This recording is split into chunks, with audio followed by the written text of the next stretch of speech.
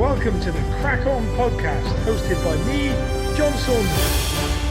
Crack on! Hey guys, and welcome to another Crack On podcast. And this morning, we had a couple of technical difficulties, but we got there in the end. More on my side than anything else, but I'm really, really chuffed this morning that we have such a guy that I go back a long way, such a good guy, brilliant in his industry, and it's an industry that I'm really interested in talking to. He's an award winner in the hairdressing sort of sector. Ian Davies, how's things, mate? Ocean Hairdressing, how's things, mate?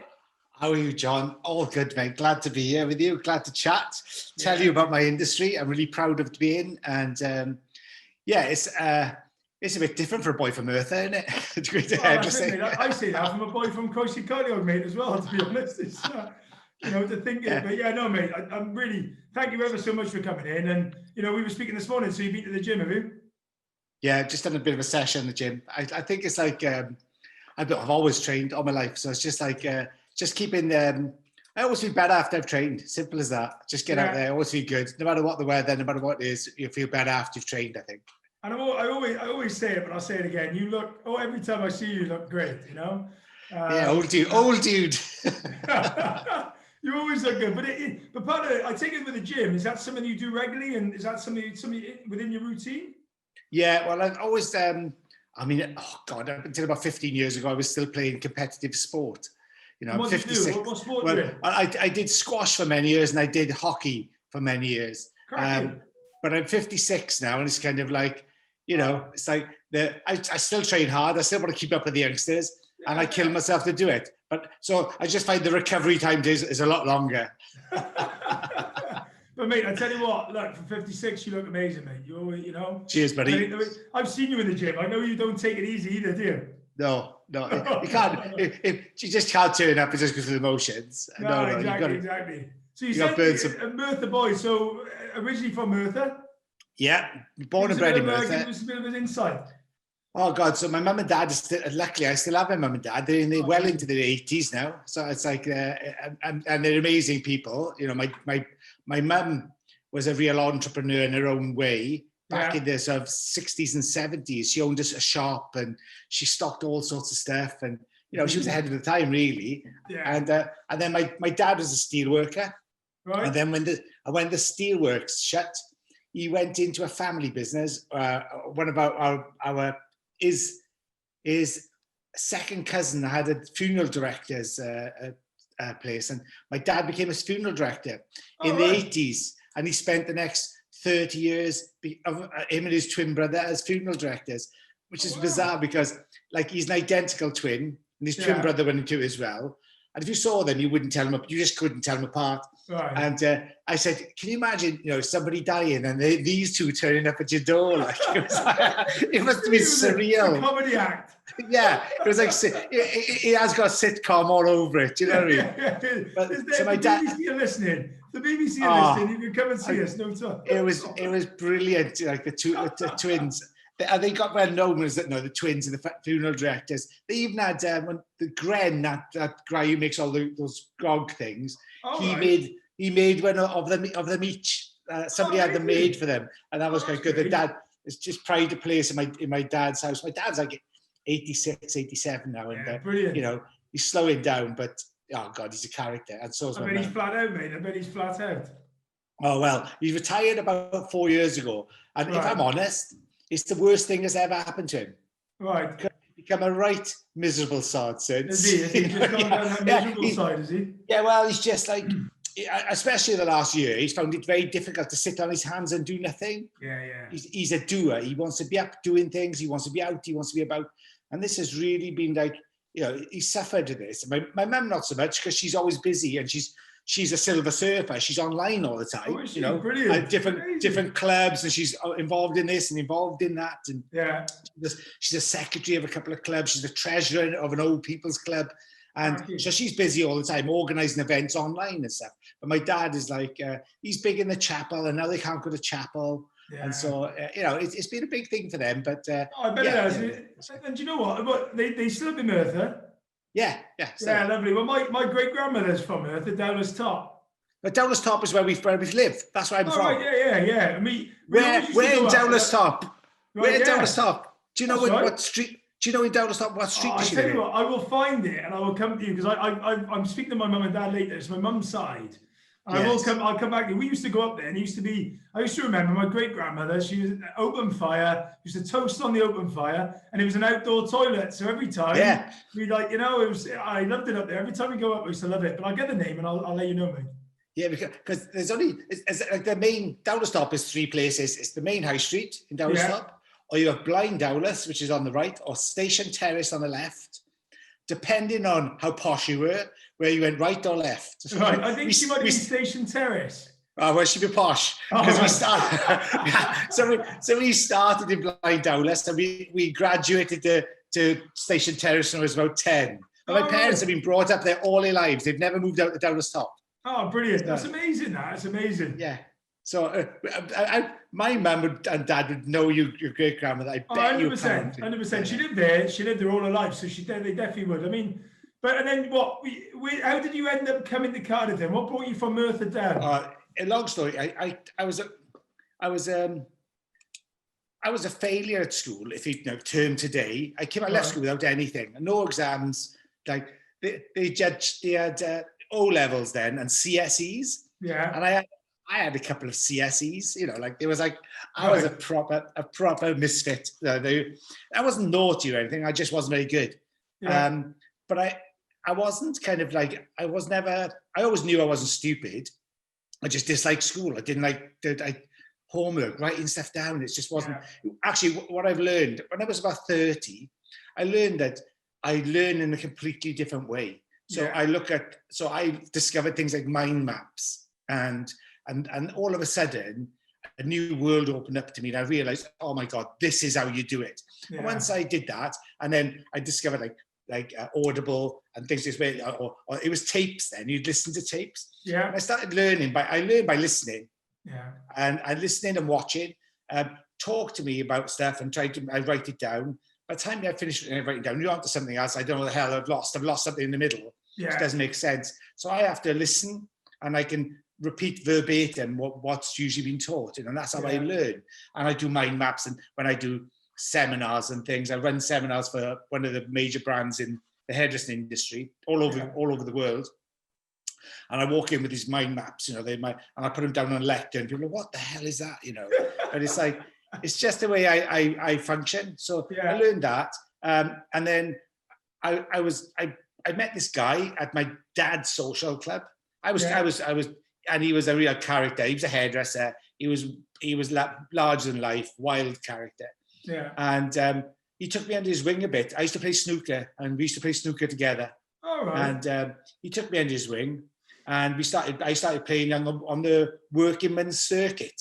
Right. With this guy, and sometimes in tournaments, I played for the local social club. I was 14, 15, and I was playing snooker amongst these men, you know. Right. And I was all right. I held my own, and I was nothing brilliant. I think my dad had more hopes of me than I had any talent for it. But better than me. Yeah, so I could do all that, and then this guy just offered me a job in the summer, and I was a real timid kid. And I said to him, oh yeah, of course, yeah, I'll do it, mate, no problem, I'll be there. Yeah. And then I went home to my mum and said, look, this guy, he's asked me to work for him. I've told him yes. Obviously, I'm not going to be a hairdresser, so you better tell him no. Right. But my mum said to me, they taught me a really valuable lesson, actually. They said, listen, you've agreed to it, so you tell him no. If you said yes, you say no. And I couldn't tell him no. So I duly turned up on the day.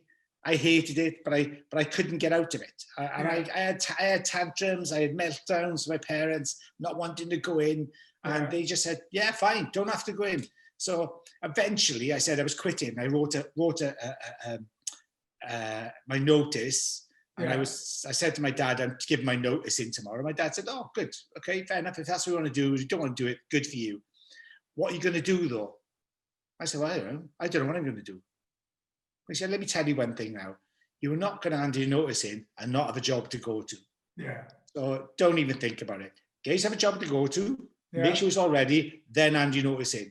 But you're not living under this house for free. Yeah. So so I was like, damn, I couldn't even get out of it that way. So then eventually I stuck at it, and then something clicked and it worked and I enjoyed it.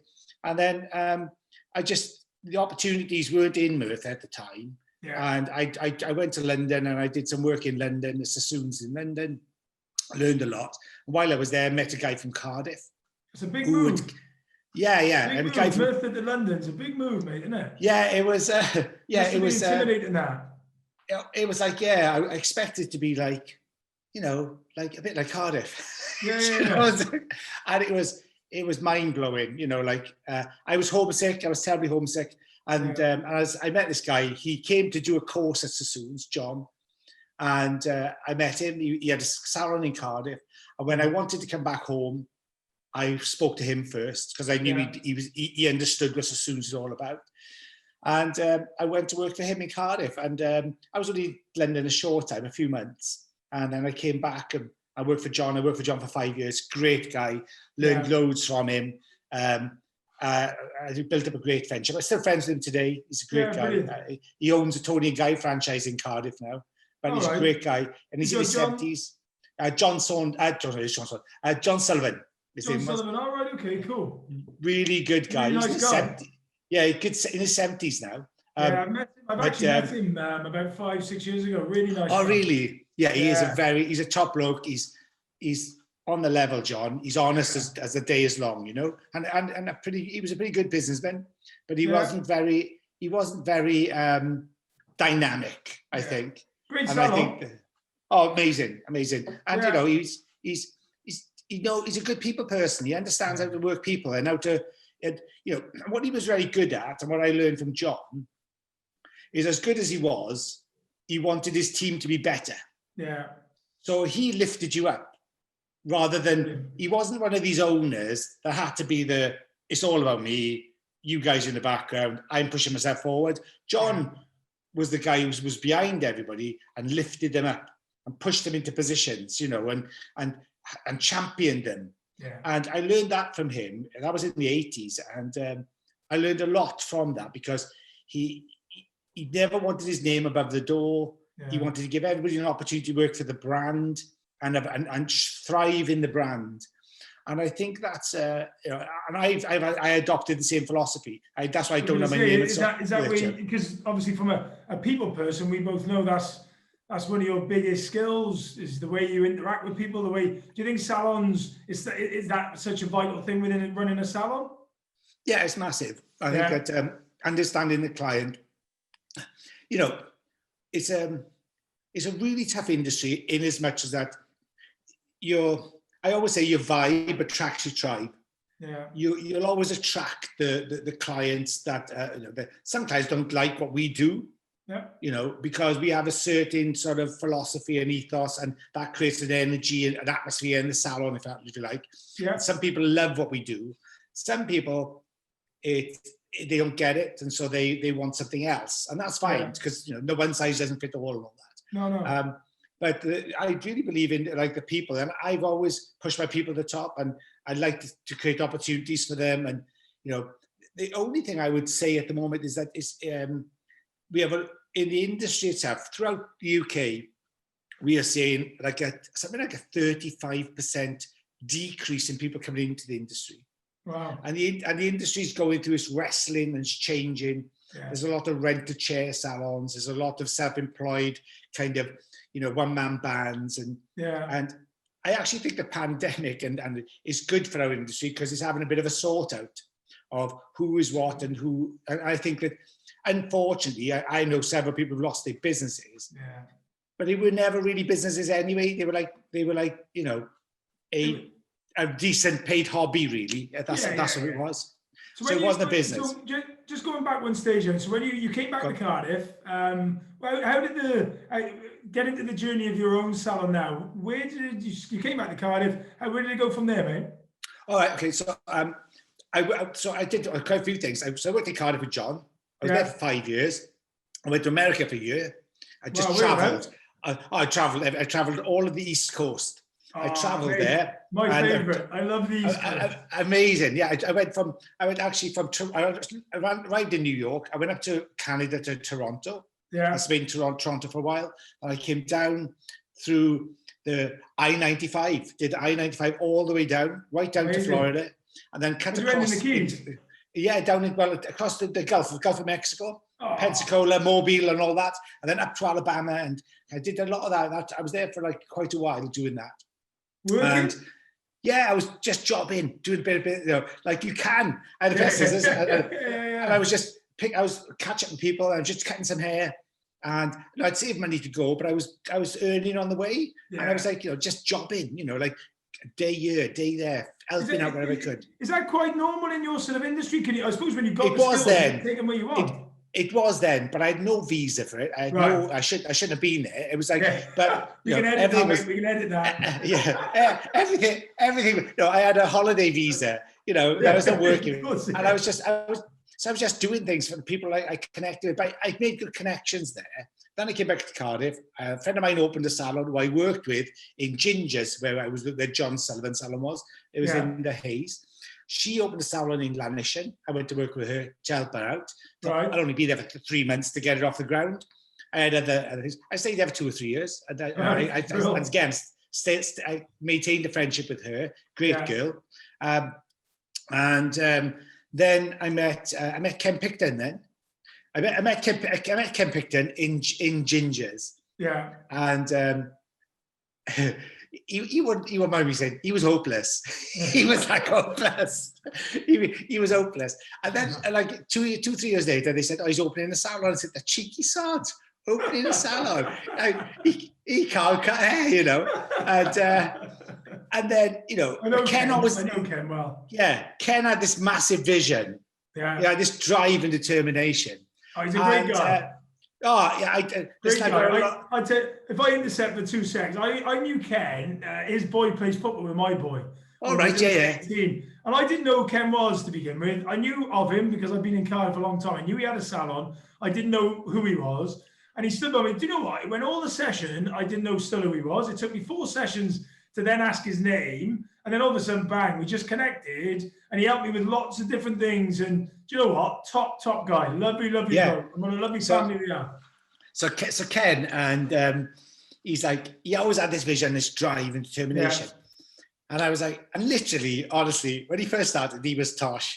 He was like, I remind him of it now, like it was he turned up with this big bag, and like I said, who is this guy? Anyway, but he always wanted to do his own thing. And then he approached me and said, look, I'm trying to do this thing. I've opened this salon, and this is my vision. Yeah. Would you have a beer with me? So I met him in town, and we had a beer. And within the first 30 seconds, I was in. Like he got it. I looked what he was doing. It was like way different to anybody else was doing. The way he was approaching it. I had a massive clientele, which is what he needed, and I took a huge clientele with him, and we built the salon. We built the brand together. Yeah. I became a partner with him. We became partners within 6 months. I was a partner. I was a partner for 3 years. I was a partner in the brand for 3 years. Yeah. I met my future wife there. Oh, brilliant! And we got on, and then we were like on fire. The place was doing amazingly well. We were like all over the place doing stuff. And was that the unit down the bay? No, it was in town. We were in town. Oh, right, was it still in the Hayes? No, it was in the Castle Arcade. Oh, so we took a ground floor there. Then we took the next door unit. Then we went up. And we took the next 2 floors. It was buzzing. We had like 20, 22, 23 staff there. It was massive. Yeah, amazing. That's brilliant. And then my fiance then, who I was living with and all that, we worked together. We were like a real dynamic team there. Yeah. We kind of ran the show really. And she had this massive row with Ken. They had this big falling out. She walked out. Right. So I thought I tried to. I'm a partner there, So I tried to smooth it all. I tried to smooth it all down. And they wouldn't speak. Right. And they wouldn't sort it out. And she wouldn't go back, and he wouldn't say sorry. And it was. And in the end, after about 2 weeks, my position was pretty much untenable. I was about to marry this girl, and I was like, I can't stay. So we sat down, and he said, look, I understand. I said, I got to leave, mate. I got to leave. And that's when we decided to open our own salon, really. Right. And that's that's how so I went into, there was no like plan, because I was happy doing that. Yeah. And, but the opportunity came, and we took it, and kind of, I don't know, I believe in like, I believe in a lot of law of attraction stuff. I don't know if you ever read any of that stuff. 100%. You got me on that. So I was all over that, and we'd gone down Wellfield Road in the car, and there was a for sale sign, and I said, "Oh, I'm having that." And I kind of just like really focused in it, and I kind of like, I dreamt it. I did all this. I had no money, £0. I literally had about £2,000 saved. That was it. I knew money was coming from the dissolution of the partnership, but it was still only wasn't very much. It was still only about 15 grand or something. And I needed like 40 grand to set this up. Right. And I kind of like, how do I do this? And I just literally begged, borrowed and stole. But first of all, I had to meet the landlord. And I had a friend of mine who's a builder. And I never dealt with a landlord in my life, you know. Yeah. So I went in with the estate agent, and I went into the building, and it was a mess. This old shop, it was an old tobacconist shop. Right. There were shelves everywhere, and it was like, you know, really musty and just really run down, you know, this building. And I walked in there, and I met the landlord, the guy who owned it, Mr. Herbert, David Herbert, lovely guy. He's sadly passed now, but great guy. And I talked to him, and he said he'd already met 2 other people who wanted it. Yeah. And they'd all had and I knew they had established businesses in town, and they wanted to come out to Wellfield. Right. And I walked him through it, and I just shared a vision with him and said, this is what's going to happen here, and this is what's I'm going to do here, and right here is where we're going to do this. And I had it all in my head, you know. And the estate agent already said to me, look, he won't make a decision for a week or so relax, chill out, you know. Like I really wanted it, you know. And then literally, I walked him through it, and he looked at me, and he looked me in the eye, and he said, so do you really think you can make a go of this? I said, I know I can. I said, I've got it all. No, this is what I'm going to do. And I like, you know, I just want the opportunity. I want to be able to do this. And, you know, and I had no money. I had nothing, you know. And he looked at the landlord. He looked at the guy from E.J. Hales. I can't remember his name. I think his name was Richard. He looked at him, and he said to him, okay, sign him up. And shook my hand there and then. And this guy said, oh my God, I've never known him to do that, ever. I run loads of his properties. He's never done that. That's awesome. And my builder mate was with me. He said, Christ, he said, you sold that to me. Let alone to, when we started, you know, when we started. And to be fair, the builder guy, I told him my budget. I had no money, of course. Yeah. And he said, look, this is going to cost you this. It was, you know, whatever it was. And I said, look, I can give you 50% up front. Yeah. And I'll just have to pay you the rest over a period of time. And I did. I borrowed money. I gave him all the money up front. He did the work. And then I borrowed somebody off my sister-in-law and off my wife's grandfather. Right. They left me like 2 or 3 grand, and I cobbled a bit together. But then we started trading. And I think within 3 months, within 12 weeks of trading, I paid the builder, I paid back all the loans I'd borrowed, and I didn't take any money for myself. I just paid everybody off. Yeah, and we did everything. And at that, I wasn't leasing anything. I had no outgoings. What was coming in, we bought everything. We bought all the equipment. We didn't lease anything. Didn't put any like pressure on the business to survive, paying outgoings. So we kept it all tight. And to be honest, John, it's something I've gone back to over the last 2 or 3 years. Right. I've got rid of loads of leases. Yeah. I now purchase things, and I don't then have any sort of my running costs become minimal. Yeah. And I'm now like. Would you advise, if you were going to do that all over again, or you're opening a new one, would you try and do it exactly the same way? Yeah. Yeah, I'd buy it all. I wish I'd bought the you asked me in your email, like, do you have any regrets? Yeah. And I tell you, my biggest regret was that building, after 5 years, I had the opportunity to buy it. Right. I went for it, and I had a valuation done, and he didn't have valuation. He just told me what he wanted for it. Yeah. I think the valuation I had was like, say it was like 180 grand. Yeah. And he wanted 210 grand. Right. Right. And I said, look, I'm willing to go like 190. Yeah. And he said, no, 210. That's my point. Yeah. And I haggled over for like 3-4 months. I haggled him, and I was like this and the other. And in the end, he said, look, you either want it or you don't. And I said, I said, no, don't worry. Thinking he'll come back to me again. And I walked away from it. Right. And now I look at, like, for the sake of, like, 20 grand, 30 grand. Yeah. I made the biggest mistake in my life then, not buying that property. Yeah. Because I was still a novice at business then, 5 years in. I'm 25 years in now, so it was a different thing. And I was trying to be lessons learned in it, and I'd say this quite often on a lot of the podcasts so far. You can only join the dots backwards, isn't it? The famous Steve Jobs says you can only join them going backwards. But actually, a lot of lessons you learned from the start to where you are now, they're all building blocks, aren't they? And I take it you went from there then, and then you were in there for how many years? So I was in the Wellfield site for 15 years. Yeah. And then we had an opportunity to go to a bigger site. Wellfield was 1,500 square feet over 2 floors. Right. And the new site, which is at the top of Wellfield Road, it's like literally 80 yards away, really. Yeah, it's a great site. Great site. It's an amazing building. It's an incredible building. Yeah, and it's 2,000 square feet on 1 floor. Yeah. And I think it works better for us that way, and it's been great. And the thing I still, I work with a lot of international people now. So because I work with the brand Joico, I work with a lot of international people. And before the pandemic struck and all that, I was traveling everywhere. I've done like Malaysia, Taiwan, Australia, America. Right. I've done all these things to doing shows and doing seminars, teaching for the brand. Yeah. And we get paid well for it, And I was talking to one of the guys, and we at the moment, say there's like 3 guys that I've been working with since 2010. There's 3 guys I've been working with. We like the old guys.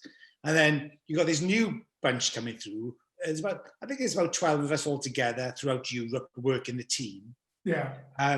And the younger ones who are like 20, 25, 30, they kind of like maybe moan a bit, bitch a bit about this, that, and the other. And, you can get dragged into that. Yeah. And you're thinking, yeah, they've got a point. But actually, I keep on saying to my mate, David Murray, who's a hairdresser in Ireland, one of the most successful Irish hairdressers of all time, incredible guy, and just one of the nicest guys you could ever wish to meet. Yeah. And I keep on saying to him, I think we got to keep on reminding ourselves how lucky we are. Yeah. Because I worked for a brand called Sebastian for 7 years. Right. And when I opened the salon, and I decided to take a bit of a sabbatical, and I thought 18 months later I went to go back to it, and there was no position for me. Right. And I was like, what?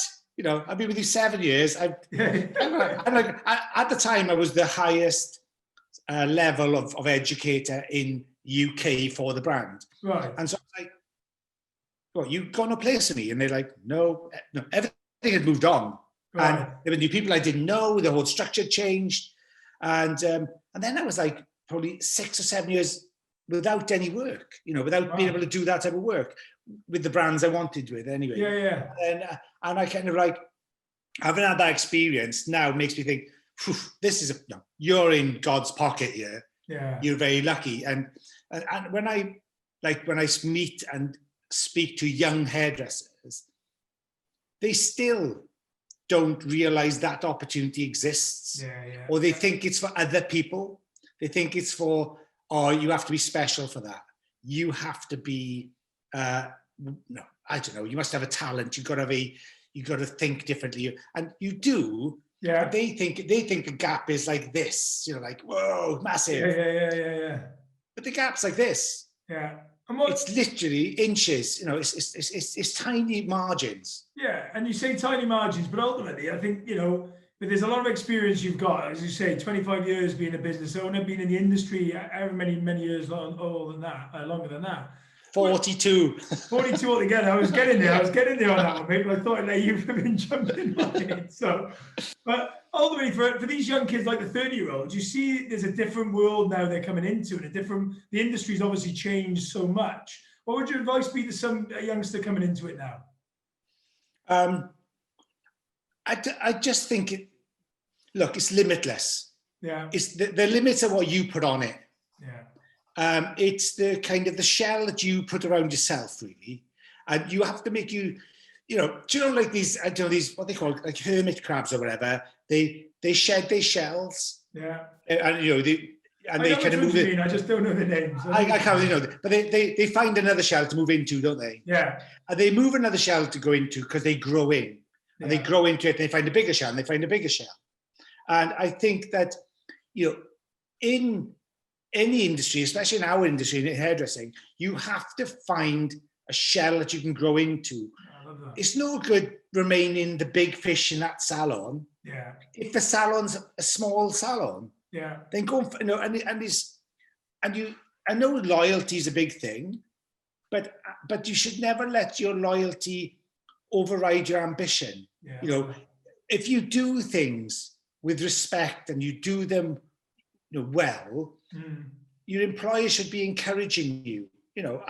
I've built teams over the last 25 years. I've built many teams, and they leave and they come back, and people say, "Oh God, you've spent all this time educating these people, and they leave you.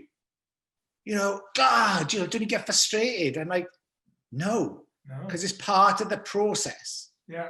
They grow until they get to a level where they feel strong enough to move on and do something. And I'm always proud of them. I'm only not proud if, in my opinion, they go to a lesser business where the opportunities aren't. You stole a question from me, because I was going to ask you. There's got to have. I was nodding because I agree with you. I think there's a lot of people that have come through me in the past, have been deputies, and they've gone to be GMs elsewhere. Well, that's what we're there for. We're there to put them on the other things. So that's the nature of what we should be doing. But I was going to ask you the question, actually. There's surely going to be some that have gone through that have gone somewhere you haven't really thought was right for them, and I've seen that a lot. Why have you made that choice? Yeah, I kind of like, sometimes it's easy. And what you got to remember is that if you've got, if you've got a good business, you've got a target on your back. Yeah. So the next best thing are people who want to aspire to you will want to steal your staff. Yeah. And they will pay for that. Yeah. And sometimes, and I'm like, yeah, cool, fine. Go there, because it's going to become unsustainable to you. Yeah. Because I know what happens. There's a process. People will take some customers. They won't take them all. They won't take, so the people demanding this money, and it's stylists always think they have a worth, which is fantastic. Yeah. But I don't look at the personality when it comes to the worth. I look at the results on paper. Yeah. So I'd look at, there's hard facts, when you tell me I'm good in job. your industry, I think it's different for everyone. But what are the KPIs in a hairdresser? So the modeling's a bit like hotels, and hospitality. So we look at a hotel, for instance, and a hotel will look at its utilization of its rooms. So if you have 100 rooms and you sell 18 a night, you're 80% utilized. Yeah. Same in hairdressing. Occupancy, yeah, I've got that. Yeah. So we have the same thing with hairdressing. So we look at the column. With a column, you have 10 appointments a day. Yeah. How many do you fill a day? How many do you fill a week? That would give you utilization. Oh, right. Is that individual? Just a question. Is that individual responsible for that then? Yeah, totally. Yeah. That's interesting. My job is only to open the door. Right. Okay. And so then educate them to maintaining those customers and giving them a great experience, and and looking after their needs. And fundamentally, people come to us in my industry for one of two things. Yeah. When you boil it right down, they come to either, for us to solve a problem. Yeah. Or to make them feel good. Yeah, I love that. That's it. So that's the only reason they come to us. Yeah. So you have to get past all the bullshit reasons. And it comes down to, are they here to solve a problem, or are they here to, it can be a combination of both. Yeah. But fundamentally, that's what it is. And once you establish that with a great consultation, you sit down, you listen and listen, you know, and you kind of work out and ask the right questions. Mm. And if you deliver right, those people come back. And if they've had a great experience, then they'll tell people. Yeah. And it's still that old-fashioned way of building. Yeah. And I think that, you know, I've had stylists who, like I said, they are the ego type then. They look fantastic. They dress amazingly. You know, they've got all the add-ons. You know, they carry the Louis Vuitton bag. They have the Gucci belts. And they come in and you think, oh, they look the part. Yeah. And then you ask them, so how busy are you? You know, with the salon? Well, yeah, I'm really busy. Okay, so how much money do you turn over? Yeah. Well, you know, I don't really know. How many clients do you see? Well, I don't really know. Well, right. you know, how utilized are you? Oh, I don't really know. I'm just really busy. And it's like, how, now lick your finger, put it in the air. What is it? But we have measures. So we have banding within the salon. So we have 5 different bands. Right. So if every stylist is responsible for their own KPIs, okay? Right. So they're all responsible for them. There's 4 technically measures we have. Yeah. And if they hit those numbers, each one of those 4 numbers for 3 periods, for 3 months, so 3 4-week periods, 12 weeks. Yeah. Then they get promoted to the next level. Oh, brilliant. The next level means where they charge more per client. Right, gotcha. And because they're on commission, that means it's easier to earn the commission. Yes. And if they continue with that for another 4 weeks, for 3 times 3, they get promoted again. Right. Now, I'd never, ever limit somebody's promotional potential. Yeah. It's not in my interest. No, of course not. You know, so I want to get them to the top of the tree. Yeah, of course. And keep on doing that. And there's so many salons that don't have that process. There's no pathway for the business. So they have a flat line. So the owner charges the same as the person who's just qualified. Yeah. And you're like, that's insane. What you just said. I mean, for me, that's a great process. And I take it then, the hairdressers themselves, when they get, what you're saying is when they get to the very top level, then they either fly the rest or they're happy with what they've got. But ultimately, you get 1 or 2 people that are happy with taking that money, or they want bigger and better things. And the pathway is there, isn't it? I think Branson always says that, you know, you train people so everybody wants them, and you treat them so they never want to leave. Yeah, I love that. That's a brilliant. I love that. That's great. And I think that's what we try to do. I mean, people do leave. It's natural progression. You know, there's a guy who's worked with me. Do you know he's in one respect, he was one of my proudest moments, but he's also one of my biggest disappointments. Right. Because I built him. He was with me 10 years. I built him, and he was, you know, he was getting this real momentum in his career, doing really, really well. He had a few things he needed to iron out, and I think he had a huge potential to do like enormous things within the industry. Yeah. And like, I was pushing him in front of me always, saying, you go do this, you go do that, because he could do it. Yeah. And he had a special talent with people, and he was a great personality. And, you know, I see all this huge potential in him. And then he came to me and said, oh, I'm leaving, I'm opening my own salon. I said, all right, okay, let's sit down. Yeah. And I look at your business model, show me what it is, and I'll help you. And I looked at his business model, and I just saw the massive holes in it. Yeah. And I said, right, look, I'm not going to put you off. If you've made a decision, you made a decision, but let me tell you, these are the holes, okay? Yeah. You have to fill that, and this is how I would fill it. You have to fill that, and that's how I'd fill it. Yeah. I want you to be successful. I don't want you going out and being a failure. So listen, I'm not knocking you, your ambition. I think you're probably 2 years ahead of yourself. Yeah. I think you need 2 more years, but I understand you've got that impatience and the opportunities there. Then I'd rather you take it than not take it. Yeah, absolutely. And he went and did it. And, you know, I spoke to people and I said, look, unless he fixes those issues, he's got 24 months. Yeah. He's got 2 years to put it right. And if he doesn't, then he's done. And literally, I think it's 27 months later, he folds. But some of my team were like, oh, well, he always thought big of himself. He always thought he was this. I said, whoa, whoa, whoa. Yeah. Yes. But he had the bottle to go and He's do it had and the balls back to it. go and do it. Yeah, totally. He backed himself, you know? Yeah, totally. And like, so I messaged him personally and I said, look, there's a couple of things, you know, it didn't work out for you, but there's a couple of things you need to know. You've learned a huge amount, hopefully, on this. Yeah. And you might feel, because he put a big thing on Facebook and his social media about what feeling a failure and all that. Yeah. Look, you're not a failure. No. You've never been. You're a highly successful individual. Yeah. And this is just something that hasn't worked out for you yet. Yeah, at this time. You're not defined by this one event. Yeah. You have to look outside this one event and look at the other things you're doing, which are incredible. You're defined by those. Yeah. And you're going to be remembered for how you now react to this. Yes. Not how you know, about totally the agree. failure or whatever. Do you know what I mean? So now it's down to you. It's always in your control. It's always in how you respond. Yeah. So how can you respond positively? So listen, I know you as a person. I know who you are. I know what you're capable of. So now go back to those instincts and find yourself again, you know, and don't be defined by this, because you'll come again. You're still in your 30s. You've got years left, dude. You know, time. Can I ask how he is now? Is it long ago? Or? Well, he's literally closing this month. Oh, right. Which is like a sad thing, but it's like, but I actually think, you know what?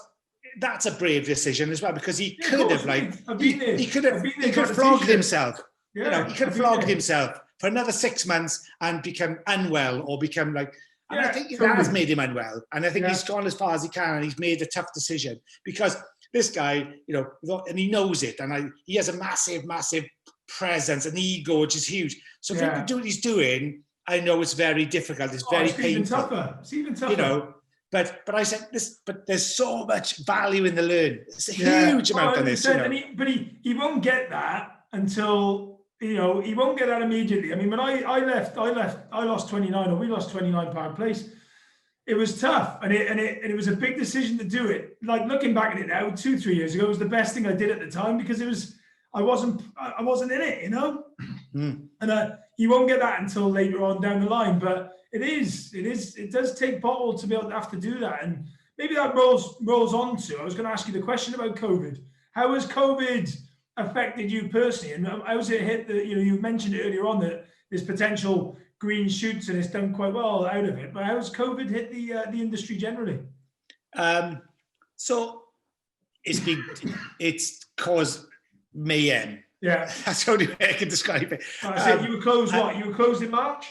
Yeah, closed in March till July. Yeah. And my fiance, she's a GP.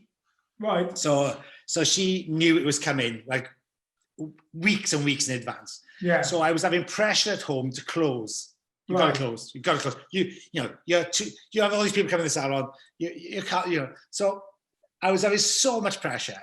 Yeah. Literally, I was having my arm behind my back, and I was resisting it, and it was causing me like personal strife. Yeah. So I made a decision to close a week before the announcement to close. Right. And I sat down the team, I talked to them all, said, look, we're going to have to do this. It's going to happen at some point anyway, so we might as well take preemptive measures. Yeah. Let's close the diary, let's get in touch with everybody, tell them what we're doing, keep everybody informed. If you want, I reckon it'll be closed, well, we might be closed for 2 to 3 weeks, you know. Yeah, that is ballsy. There's not many that would have did that.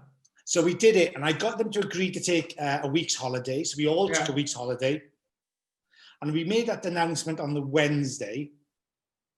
And I think it was the following Friday that they said that non-essential businesses were likely to close the following Friday. Yeah. So we'd already made that decision. So I felt justified in that, and that was kind of a big thing to do.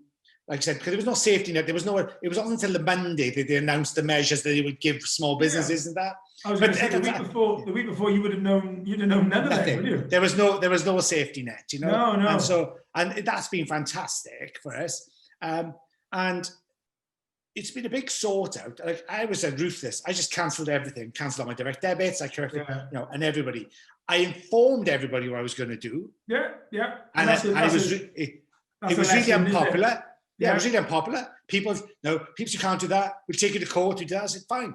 Do what you've got to do. But I'm doing this to protect my business and protect my team. Yeah. So that's what we did. We closed ranks. We did everything. And, it went on way longer than we thought it was going to, way longer. I learned a huge amount in the process because I did other things. What were you doing in lockdown yourself then? What do you fill your time with? So I was going live twice a week on a platform with a friend of mine who lives in Northampton, Paul. He's the second biggest YouTuber in hairdressing in the UK. Oh, amazing. And so Paul and I set up these interviews. Now, because because I travel with Joico all over the globe, we were connecting with people in LA, in San Francisco, in Taiwan, in Australia, and we were interviewing people live. Yeah. And we had this kind of a show twice a week, Monday, Friday. People tune in. And in the last one we did, or the last couple of weeks we had 15,000 people watching. Wow. 15,000? So it was a huge thing. 15,000. That's amazing. It was well done. That's amazing. And it just grew and grew. But it was like the Joico family that we belonged to really bought into it. Yeah. And because of it, we've just done this format for a TV show thing. Right. We've put it in front of a production company, and it's just gone through the first two processes of the production values where they think it's got legs. Right. And it's gone over the first one, it's gone through the second one. Yeah. So it's just gone to the development department now, where they'll make the final say on it. Yeah. So far, they've come back with unchecked, and we've kind of added, say, look, we can do this, we can do that. We're getting quite excited about it. Yeah. But it's a cool concept, and we're like, nobody's done it before, and it's kind of like it's going to champion hairdressers and the functionality they have within society, and in how the role they play isn't just cutting hair. It is about if you think about it, John. Yeah. If you go back to in the pandemic, then the thing that came out of it most is that yes, there was all this thing about COVID and all the damage it was doing for businesses and what all the measures and safety issues and all that. Once you take that aside, the next thing they talked about is, when can we get our haircut? Yeah. That was the biggest question people were asking. So it just shows, the amount of value hairdressers have in society. And hairdressers actually, they don't see that. Hairdressers are the worst in the world for knowing what their function and their value is in society as a whole. Yeah. And so it's kind of giving us great point. It's kind of giving us our self-respect back, because hairdressers always been like a industry where if you rubbish a school, then go be a hairdresser. Well, there's that it's very similar to the hospitality, and the hospitality is exactly the same. It's a bit like, if you can't find a job, go be a bartender. Whereas actually, it's the same thing. The bartending world it struggles for that reason, because it doesn't get the credit it deserves. No, and it's like it's like now people are screaming because they're shutting bars and they're shutting. Yeah, they want their beers and they want their pubs back. And like you said, I think salons have got a very similar outlook to bars, haven't they? Because they're integral to the community. Yeah, and I think that what the problem is that everybody is associating at the moment in hospitality, in my opinion. Yeah, is everybody associating is people's need and greed for alcohol. Yeah. And I don't believe it's that. It's being driven by their need. It's being need. The need that they want is social interaction with other people. Absolutely. 100%. They want connection. They want connection. They want that. They want real, living connection. Not like, staying in your house and not staying. And mental health is a big thing. Yeah. I spoke about this on a podcast the other day, and I think there are real mental health issues, but mental health as well is being used as a bit of a stalking horse to almost take the moral high ground to make people do things. So, but I think that, like you've had it, I've had it, I've had business pressures, I've been divorced twice, I've had shit happen. And did I feel low and did I feel sad and at those times? Yes. Yeah. Did I think that was my mental health? Not really. No. Because I knew it was temporary. I knew I'd get over it. I knew it was something I had to go through. Yeah. mental health is when everything's going well and you still have those demons. Yes. And I don't think people understand, because you have a bit of anxiety can be good. It depends on where you want to frame it, or how you want to look at, some anxieties protect you. Some anxieties are giving you sort of the heads up on what's coming. Yeah. And I think you have to embrace that. But some people think, I'm getting a bit anxious.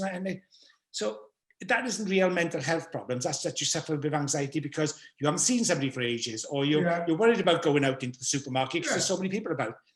That they are. So I wouldn't class as mental health. That's just that's feelings and emotions and what we have on a daily basis. But real mental health is when your life is going well and you still have stuff going on in your mind that is dragging you under.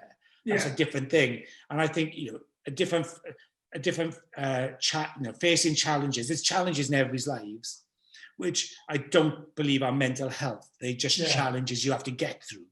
Everybody has those. But I think but what the cure to it all is actually having a really good friend or somebody you can talk to and talk it out with. And just, or sometimes just going out with your friends and being in a different environment and rubbing that stuff off and being in a different space, and I think that's where that's where it should be championed, and they shouldn't let these naysayers and people say it's all about alcohol. They just want to be drunk and it's not about that. It's about having connectivity, Yeah, totally. And I was, so I take it, because Wales has been in and out and in and out, and England, I suppose, been quite similar, but you had a fire break and then lockdown, and then I haven't been back for a while, but where are you at the moment then? Are you open? So we're working, but good. In England, Scotland and Ireland, the indoor rule is 1 metre. Right. So in Wales, it's 2 meters. Right. Okay. Still. So that means that the salon's running at half capacity. Right. So because the chairs can only be 2 meters apart, is it? So we got alternate stations being used, and so we're keeping everybody safe and we keep into that rule. But it means that we've cut down our capacity by half. Right. So it's the team are working longer hours. Right. And they're fitting as many people in as they can, and they're busy. The salon's doing really well, to be fair. Good. But like I said, it made me revisit what I used to do back in the day. In 98, 99, I started. I've got rid of a load of DDs. I pay people off. I've just I've used some of the grants and stuff to pay people and get those off. So I've eased up the weight that the salon's carrying as far as its outgoings. So I'm making the minimal outgoings and then being clever what we're doing. So it's really busy and the team's doing really well. Good. But what we've done is it's allowed us for the last 18 months. I've been working with the Welsh Assembly Government with one of the spin-offs called Chwarae. I've heard of Chwarae, yes. So we're going to work Chwarae, and my vision was to want to. In hairdressing at the moment, there's a big thing to go and rent a chair. So rent a chair in a salon. You pay them your percentage. You do your clients, but you're self-employed basically. So the money that comes in for that chair, you've rented for it, but the money that comes in is your money, yeah? Yours. Then you pay your own tax, you pay whatever, your NI. So you're self-employed and you rent the space, yeah? Yeah. So, and it's killing the industry actually. It's really, I think it's really bad for the industry. When I talk to people I know rent chairs, I say, well, why did you rent a chair then and not employed? Well, yeah, money's one thing, but what they like is the flexibility of being their own boss. Right. So I was like, okay, cool, I get that. So if you paid really well and given the same flexibility, would you have made that choice? Well, it would have been more difficult to make the choice. Yeah. So I know my team get paid really well. Yeah. I know that, and I believe there's no other salon in Cardiff that competes with us on our salary the way we structure it. I just don't believe it. It's like it is spot. I review it like all the time, and it makes it sound like a really competitive way of doing it. And that's how we work it. And everybody's responsible for their own thing. Yeah. So what we introduced through Chwarae is we create this agile working. Right. Okay. So what I presented to the team, and they didn't want. Funny enough, they didn't want to do it. When like 18 months ago, I presented the team saying, right, you all contracted to 37 hours. Yeah. Here's your 37 hours. you can choose them as you want. You can spread them wherever you want throughout the week. But the caveat to it is that these are the figures you've been hitting for the last 6 months. I don't want to see a decline in those figures. You have to maintain or grow. Or grow, yeah, absolutely. That's the only thing it has to be. Yeah. And if you maintain or grow, you can run your column, you can run your sheet as you want. Yeah. You know, so if that means, because what they say is that, oh, we hate working Saturdays, every Saturday, you can only have 2 Saturdays a year off, blah, blah, blah. So now they're having like, okay, I might have next Saturday off. They might have 7, 8, 10 Saturdays off. If it doesn't affect their bottom line, then I'm cool with it. So, but also, I've got happy staff, right? Because they choose it when they want to work. So we have to have so much cover at certain times. Yeah. And I want that to be maintained, but I'm giving them the responsibility to make those choices. So at the moment, they're doing a 4-day week each, doing all the hours in 4 days, but it means they've got more flexible time to do what they want to do. And like the thing they say now, oh, look, once there's a vaccine and all this stuff. Well, if you go back to normal, does that mean we have to go back to 5 days? Because we don't want to do it. No. And I'm like, no, it doesn't mean that. No.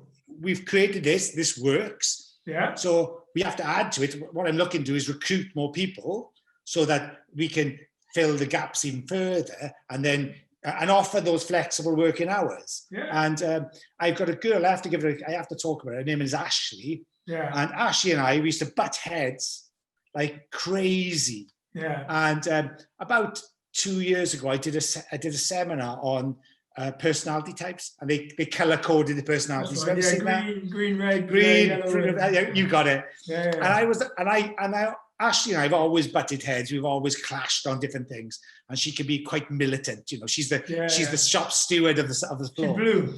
Yeah. So, and actually, it turns out she's green. The one thing I did, she's green. Green. She's an organizer. She's detailed. She's like, she wants numbers. She wants figures. If I give her numbers, say this is what it is, she's, but what about this and what about that? Can I have more of this? I'm like, Jesus, how much detail do you want? You know? So it's like, were you red or yellow? Red. Yeah. So I had her doing a yellow job. Yeah. And I was looking, and I had Scott, who's my friend of house and my salon manager. I had him doing a green job. Scott was unhappy, really, but he got on with it. And she was really unhappy. And I remember having a moment this evening thinking, oh my God, I just realized what I've done. I've got her in the wrong spot. So I called them both in. I called them both into a meeting. I said, look, guys, I have to start with an apology because I got this wrong. I've got you doing this. I've got you doing that. And actually, what I'm asking, could you swap jobs? And they said, oh, we've been talking about this for ages. We've been dying to do each other's jobs. So they swapped jobs. And she has become a legend, literally. I don't have to, she preempts everything as far as the operational side of the business. Yeah. She looks at things with a detailed eye that even I don't have. She says, on numbers, on figures, on hours, on the minutiae of what we do. Yeah, and that's brilliant. And she's written it down on a spreadsheet, color-coded the works. I'm like, this is genius. But you can, for you, because you're very similar to me, you couldn't think of anything worse. No, that would kill me. That'd be horrible. Me. I know you do red the same as me, and funny enough, I've done it. So one of them is called the Berkman scheme, and very similar to that. It puts you into a category, and it's really good that you identified that, and then you've made the changes, mate. That's a great thing. Yeah, and it was and it's worked and we do all sorts of stuff with that anyway. There's another poll we did. It's run through Gallup. And it's called the Clifton Strengths. Have you ever seen that? All right, okay. I've never heard of that. I'll have a look at that. Have a look at type in Clifton Strengths in Google. Yeah. It's run by Gallup. It costs about 30 quid to do. Yeah. It takes about 45 minutes to complete.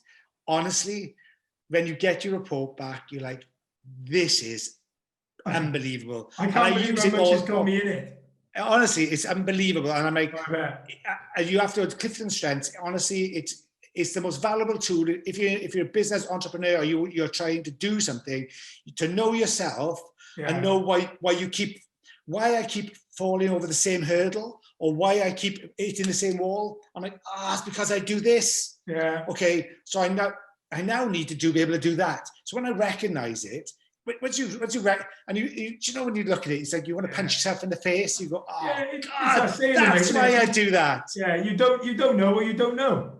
No, exactly. You know? So when you see it and you see it in black and white, it's like obvious. You're like, oh God, that's why I keep on getting that same result. Well, that's why. So that's why you change, and evolving is kind of the most. So like, how can you stay so long in business? It's like you always have to evolve. You have to stay relevant. You have to, and like now, like things like this make me look back at what we've done and think, okay, what is still relevant and what's emerging and where are we going to go with it? So, people think that if I've got several clients who own salons who I mentor, and so they pay me to coach them. Yeah. And I look at what they do and they always think that, he's going to come in and change everything. I'm like, no, we'll change the most important thing to give you the best effect now, but it might be a small, tiny thing. So I always believe in evolution, not revolution. Yeah. And kind of building, because you look at it, if you look at the Welsh rugby team. Yeah. So I look at, I don't understand as a coach, Pivac, I think he's got credentials, stuff for this, but as a coach and from a coaching perspective, because I've done a million coaching exams, is that I would always look at this coach, well, what works, I'm going to keep that, but I'm going to use that as a platform to build what I need my vision to be. But I want to keep that there. The other thing is, with that, is the language and the approach, right? So he continuously says, if I use this as an analogy, I'm going off a tangent a bit, but if I use an analogy, he says that, we're in transition. We're in transition. The results are poor, but we're in transition. We're building. This isn't 2023. This is we're building. And I'm like, no, dude, I don't believe in that. I believe is that if you're telling your team, your squad, you're in transition, the expectations on the squads of a transition doesn't even matter what we do then. Yeah.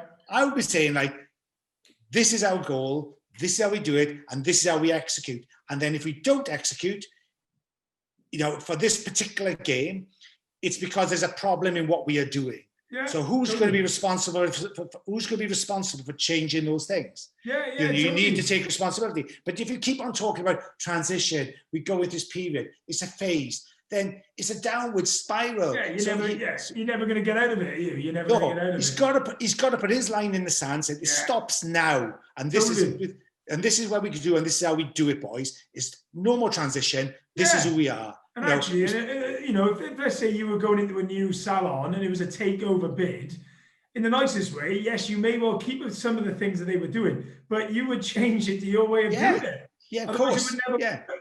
Yeah, I would look at the personnel. I look what their strengths are. What they, like I said, who can do what for me? Give them ownership or something. Yeah, say, totally. Okay, you're responsible here. You're responsible here. And you listen to any coach. You listen to this Netflix thing. About the coaching thing on Netflix. There's a series on it, the Champions. Yeah. And they say they look very much. So the coaches look for the people in the changing room. Of course they do. Your top players who are saying to the new guys, hey, we don't do that here. No. You hold them to account. Yeah. And the coaches hold them to account. The players are holding them to account. Yeah, I know. That's for me, I totally agree with you with the Welsh rugby. And I think bringing that into the workplace is right as well. But the time is on and I've got one last question for you, mate. I really appreciate your time. I've loved, I'm so interested in the industry. Like I said, I didn't know enough about it. I really have loved that conversation. But the one last question I've asked everyone, I'd like to finish it on with yourself. Someone sat there now wanting to get on with it, wanting to get it done, wanting to move on into your industry specifically, but just generally, what advice would you give that person? If they want to just crack on and get on with it, what exactly would, what do they do? Easiest thing for me would be find the person you think is successful. Yeah. Find the most successful person you think in the industry and just copy the shit out of it. Yeah. That's it. Take a shortcut.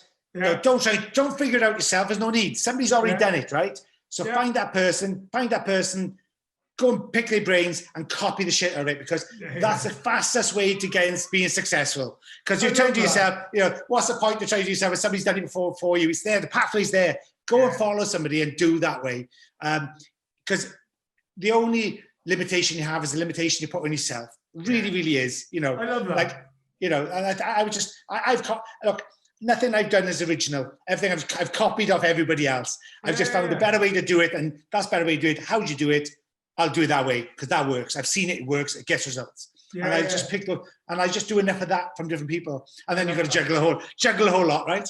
Yeah, mate, I love that. And I think, honestly, I've got to be honest, it's been a pleasure talking to you. I think one thing I've had since doing the podcast is, the biggest thing I get from it is just reconnecting with people. And it's been brilliant connecting with you and being able to do this with you. It's not quite Cafe Nero, is it, mate? It's not quite Cafe Nero. It's not quite Cafe Nero, but I'll be back in Cafe Nero soon. I'll pop over definitely and say hello, mate. See you there. Come and say hello, yeah. If someone wants to come in pre-Christmas or contact you, how do they contact you? How's the best way to get hold of you, mate? Well, salon's always good. The salon number, Ocean Hairdressing, it's like the salon's number's there. Yeah. If they want to speak to me personally about anything, then I always do let them on Instagram at the moment. So you'll find me on Instagram. What's your tool? It's Ian Davies Emrys Joico. So it's a long one, but nice. So it's kind of, there's loads I could tell you. My name's changed over the last 2 years. It's just, I've added stuff. There's another story. Yeah, well, I'll tell you what, that's for the next one when we revisit, because I like that story. Cool. That's cool, mate. Hey, have a great day. Have a lovely day, mate. Thanks, John. It's a real pleasure, mate. Yeah, have a good Christmas. Cheers, buddy. See you. Crack on. Ta-da. Crack on.